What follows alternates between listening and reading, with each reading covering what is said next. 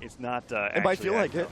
It's because blue locked in Kaya. There's like, and this is a narrative that I force, even though it's not true anymore, because blue has, I guess, gone from Koji to Kaya here in doubles. Is that like there's like one Kaya main in each region? Yeah. We've got Laura's in South America, we've got Impala in North America, and we've got Acno in EU.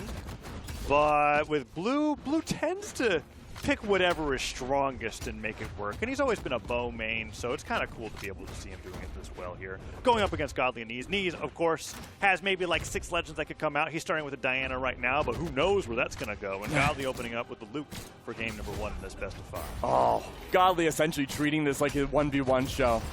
Full control of neutral. Good opening starter there. Blue has been eliminated, at least for that first stock, and Kresuu soon to follow. The bow recovery not enough to eliminate the first stock, however.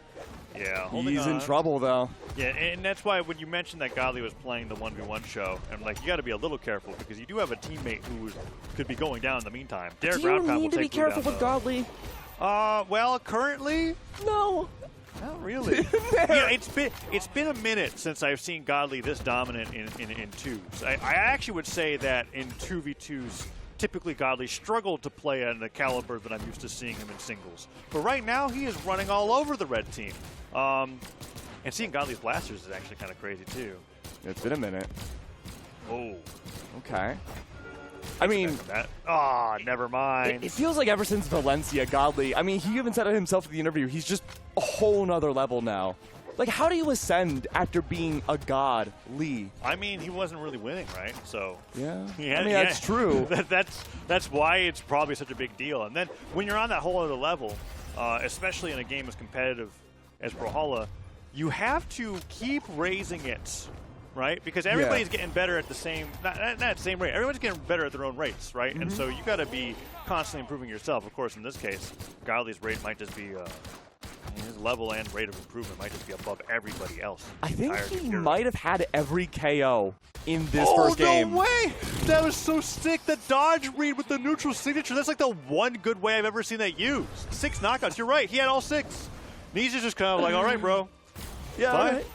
Wow. You know, normally I would complain about not doing team combo stuff, but honestly, fine. Treat it like a MOBA. I don't care. You're playing support Neeze, it's fine. Let Godly be your carry. I know Neeze can do it, right? Yeah, oh yeah. Neeze is now thrice qualified for Royales after his tiebreaker with XJ Cool J. So he's got the singles chops. And this is just really cool because usually... I don't know. With Godly in doubles, he was with Fozy for so long. And in those cases, when he was playing with Fozy, it was oftentimes Godly kind of struggling to have any ground, struggling to have any purchase, and then Fozy just hard carrying on the Zariel. So to see this narrative flipped around because of his teaming with Neeze is really refreshing. Yeah, I mean, I think this is a dynamic that works better. It allows Godly to have a lot more free range than when he was against Fozy, with Fozy, not against him. And Neeze kind of taking that more supporting role just helps supply a lot more of that early damage, so Godly can kind of be there to be the one to bulldoze and finish out those stocks. Yeah, let's see if it stays that way. I know Blue tends to be a little slow to warm up, and the longer that a bracket runs, the better he tends to play. He still holds that record for like winning a championship after 17 sets. Like, this guy is insane. And so like the longer the set goes as well, the less likely I think we're going to see like those 2 early knockouts that we got last time. Already going into this game 2, Blue the least damage on the field. Let's see if he's able to get these knockouts here. Godly off stage, the gauntlets of course incredible. And Neeze goes for the down sig read there. Doesn't get the knockout. Let's see what Blue can do. Godly just shoves Neeze out of the way. He's like, nah, let me get this. I got this. Don't worry. Oh, Valent neutral light knocking out. That's not supposed to happen. Neeze is eliminated. Spear down air knocking out. That's a lot of damage. Yeah, now suddenly, like you mentioned, the onus now sort of on Blue and Godly to go up against each other. Blue needs to preserve this first stock to have that lead. Find as much damage as humanly possible here against all of Blue team. It was almost really bad. Kresuu got nared in the top blast zone, and it was just like not enough force to knock him out. But I've seen a few blasters nair knockouts at 0 recently, and I was fearing for Kresuu's second stock for a moment because he was fresh on that one. But he manages to make it back, only taking a little bit of damage. And we've got a very deceptive lead here as Kresuu enters the red. If he goes down early, it doesn't matter that Blue's adjusted and started stock tanking if he's the only one on the screen. right? Yeah, I like this adjustment that Red Team as a whole are making. They're playing much more towards center of the stage. They don't want to get broken up by Godly. Even though the recovery does come out here, this next moments before Blue, never mind, comes in, it's going to be so important. Kresuu does preserve that second life. Neeze and Kresuu have both gone down. Did the nair from Bo hit Neeze? Like, the nair connected with Godly, and then the bow arrow hit Neeze, and then Godly woke up recovery? That, I didn't see that again. I mean, that's a knockout, so it'll be in the replay feed. That was crazy. What the heck? Anyways, back to this. 3 stocks to 3. Who's going down first, Keg? Is it Blue or Godly? I think it's going to be Godly at this rate. Oh, yeah, I have to agree with you. I think it will be Godly, just because, again, Blue and Kresuu are not willing to break themselves up. They are playing completely together, playing nothing but follow-ups. Even if that means they get more team damage against each other, they're not allowing Godly to have that 1v1 with the gauntlets. Trying to get that follow-up, though. Almost a ground pound. A missed sig from Godly leads into a recovery, sending Blue, surprisingly, down to that final stop. Oh, yeah, and just like that, my expectations were misfounded there. That nair coming through doesn't take down Godly.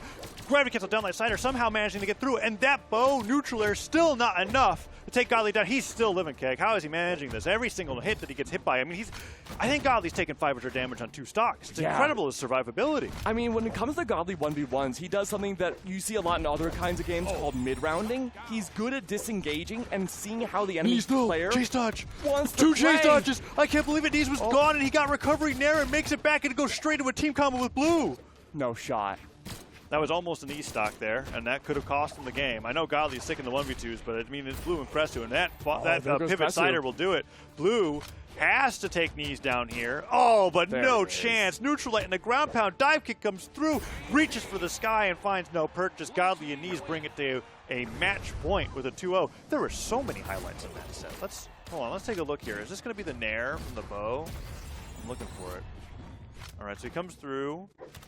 Yeah, okay, that's what it was. Which would never happen if the nair didn't activate with Godly there. Just really unlucky, honestly. That's kind of a cool interaction. I didn't realize Bo neutral air shot that far, actually. I should look at that. I don't think anybody did there, but Godly took advantage of it.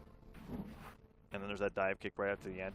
What was really cool about that combo that happened spontaneously was that it was off of unarmed neutralite, and then Neeze was just kind of like, what's the most optimal knockback angle that I could possibly get here? Pivot to the blaster ground pound so that it hits at that like outwards angle instead of bouncing him into the stage, giving him the perfect edge guard opportunity with the unarmed dare. Really well played by Godly and Neeze, because there's a chance there where Neeze fell off the side of the stage, didn't hit recovery, didn't get 2 chase dodges, and Godly loses the 1v2. And now they're up 2-0 in the set. Yeah, Neeze was in a very scary spot for a second, was able to recover, go below Apocalypse. Oh, we're turning back around. Separating the edge guards here. And on both sides, it ends up working out rather evenly. Blue gets the neutral signature and doesn't get much else off of it. D-Light recovery will send him flying, and Neeze goes right back over to help Godly. He's been going for that down sig. We haven't seen any Diana shenanigans just yet, but I know that Neeze is going to look for it, and especially with such a lead that they've got. Yeah, especially with this now, with the first stock being completely disassembled by Blue Team. Godly looking so good, and it feels like between the first and second games now, the counterbalance for Neeze has really come back. Where we talk about Neeze being more of that supporting character here, it definitely seems like him and Godly have found this more duo-ship where they're finding just as much action. Oh. Dash forward, dash back, gets hit by that Cider. Neeze goes flying. Godly can. He punches way back to the stage. One dare. Goes for gravity cancel downlight, and the weapon throw will take him out of his dodge. But Neeze comes in with the save. Not only does he get the save, he gets the knockout. Godly goes down in his first, but Kresuu down to his last here in game number 3 after an unfortunate edgeguard scenario for him, but a very fortunate one for the blue team.